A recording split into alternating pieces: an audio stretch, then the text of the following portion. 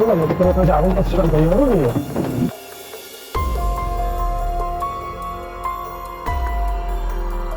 Jo, man susitikau. O, kad čia daug prirašinėta, tai kart nebuvo.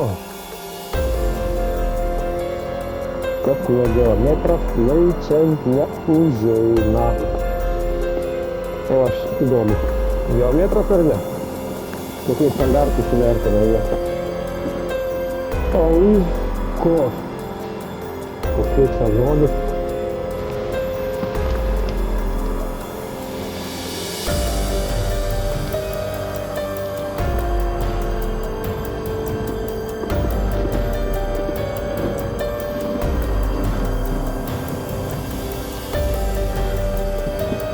Pasigalvokim. Žiūrėkim. Per durys patas prasivėrė.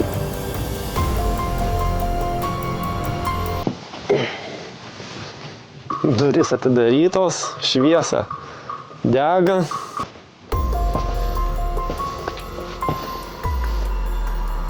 Vienas savo. Vidury laukų vienkiemėje nieko nebijo, atsigulę savo ir miega.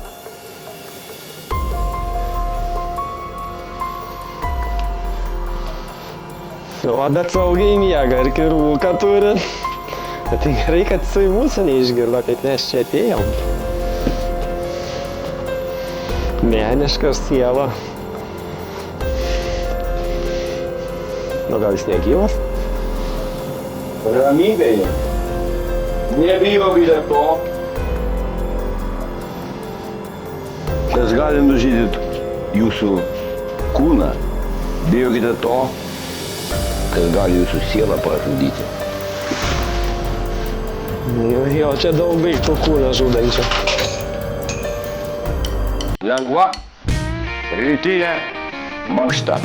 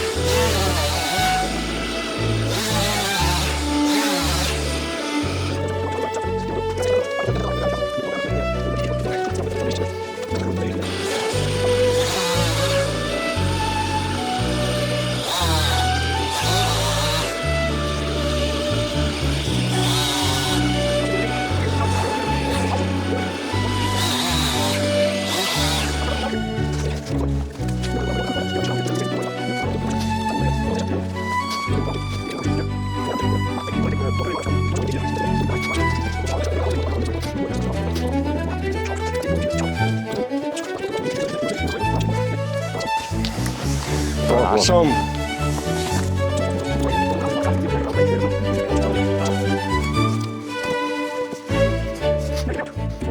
Man tai yra atrakcija. O kažkam tai kasdienybė. Nu ką jūs?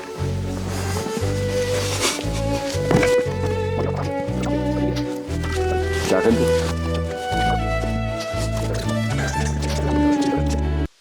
Tai man labai keista yra, kada žmonės nori ilgai gyventi, aš jau nekartą sakiau, tiesiog negaliu atsistebėti. Tai kaip Seneka yra labai gerai įsireiškęs 2000 metų atgal, didis filosofas. Dauguma neilgai gyvena, bet daug ilgai miršta. Ilgai miršta. Arba tas pats aukščiau minėtas Friedrichas Nyčė yra pasakęs, kaip, pavyzdžiui, obelis būna. Ir būna kai kurie rudenį ne visi obuoliai nukrenta. Čia kaip Nyčė labai gerą pavyzdį davė. Nukrenta ne visi obuoliai. Ir būna kiti tiesiog ant medžio ir supūna. Ir iki pavasario net išlieka. Tai sako, dauguma, kaip tie obuoliukai, supūvė, bet jie vis tiek dar laikosi įsikibę. Nors realiai supūvė. Dėl ko, pavyzdžiui, yra moliūgas, Helovino simbolis. Kas nors susimąstėt apie tai? Kodėl, pavyzdžiui, moliūkas? Kodėl ne agurkas, ne obuolys, ne burokas? Didelis ir tuščia viduris. Todėl, kad jisai pūna priešingai nei dauguma kitų daržovių. Iš vidaus. Iš išorės gražus, o vidus supūvęs. Nes obuolys pūna iš išorės. Gali kartais nupjauti ir toliau valgyti. O moliūgas pūna iš vidaus. Čia labai gera simbolika yra. Satanistinė simbolika, sakykime. Iš vidaus jis pūna, dėl to. Čia taip ekspertai kalba. Taip sąsajas tokia suriš, būtent moliūgas. Jis iš išorės gražus, glotnus, mielas, o vidus tai supuvęs. Tai va, ir man teko girdėti vieną kunigą, jo paklausė, ko nelinkėtumėt pamatyti. Nes daug jūs matėt, bet ko nelinkėtumėt žiūrovams pamatyti. Sako, aš ko nelinkėčiau pamatyti. Sako, iškviečia paskutiniam patepimui. Jau guli senolis lovoj. Viskas, paskutinę dvasią jau išleidžia. Paskutinis patepimas. Tai va, ko nelinkėčiau, sako, pamatyti. Sako. Ir iš pagalvės traukė pinigus ir popierinius ir valgo juos. Reiškia, niekam nepaliksiu. Ir pats, tai, mačiau, sako, savim akim tokį vaizdą. Ima popierių ir iš pagalvės traukia ten tus savo banknotus ir valgo. Kunigui netidavė. Tai retas atvejis. Tai va, ką noriu dar pasakyti, vat kada žmogus subręsta. Apskritai, kiek dabar paminėjot, ką paminėjot? Prosenelius, senelius. Kiek iš mūsų žino prosenelių, senelių? Tai aš dabar bandau vaikui karts nuo karto po truputį, kiek tu mes to laiko, jis turi, labai mažai, aišku, durnas dėl to ir neturi. Tai kol kas. Tai, ne, čia taip pajokavau, tai užsiemęs labai. Bet karts nuo karto bandau pamėtyti, kažkokių tai, apie senelius ir iš mamos pusės, ir iš savo pusės, kad nors kažkiek biškį žinotų, nors truputį. Bet daugumą taigi net nežino. O žmogus turi žinoti. Pagal Vedas indų, pagal senovės visas, minimum 7 kartas turi žinoti vardus, savo tą medį. Nes patys protėviai, nes yra ir daina tokia, veda protėviai mus. Jų dvasia mus veda ir jų dvasia mus saugo. Netgi paminėsiu slavų kalboj, ką reiškia šeima. Kada nors susimąstėt? Juk mokėt imperatoriau.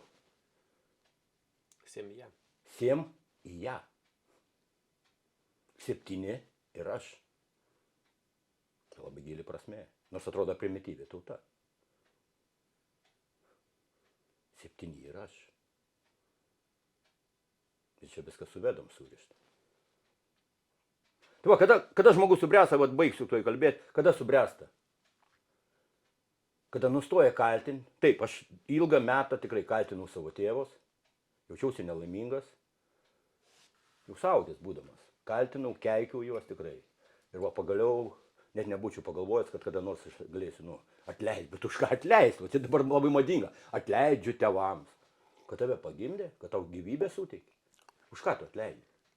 Taip, galbūt jie darė klaidų, man viena psichologija labai gerai išgydė mane iš tikrųjų. Nu taip, galbūt, bet sako, bet užaugai doras, nei vagis ir nei labai durnas, ir sveikas, ir dar pinigus gaunu už tai. Tai jie mylėjo taip, kaip mokėjo, kaip suprato. Kaip jiems išėjo, jie vis tiek davė patį geriausią, ką galėjo tuo momentu duoti. Ir va dabar man toks yra, va, kaip dabar labai madinga sakyti, paleidimai. Va, paleidau, man dabar tikrai lengva, gera. Aš bandau suprasti, nes buvo toks metas, kaip pagalvojau, va, ir mama kaip pasakodavo, daug vyresnė, garbaus amžiaus manėm, kaip, negarbaus, kaip jau metai buvo, kai mane pagimdė. Tai pasakodavo, sako, naktį jie gyveno palei miestą, dabar ten miestas, bet tada ten buvo dar, kaip, miškas šalia. Dabar ten viskas iškirsta, namai stovi. Tai sako, ateina stribai, tie išeina, ateina dekoratyviniai partizanai, tie išeina, tada ateina tie vėl miškiniai banditai. Ir taip ištisai sukasi, sako, ištisai baimė, sako, aš jauna mergina, visą laiką baimė, ištisai baimė. Kada žmogus subręsta, va čia būtent apie tai sakau, kad nustot kaltinti. Jis tik tada suaugsta, kada prisiema atsakomybę už savo poelgius ir nustoja visus kaltinti. Nustoja kaltinti visus. Ir prisiema savo. Ir lygiai tas pats yra šiandieniniai mūsų valstybei, kurioje gyvename.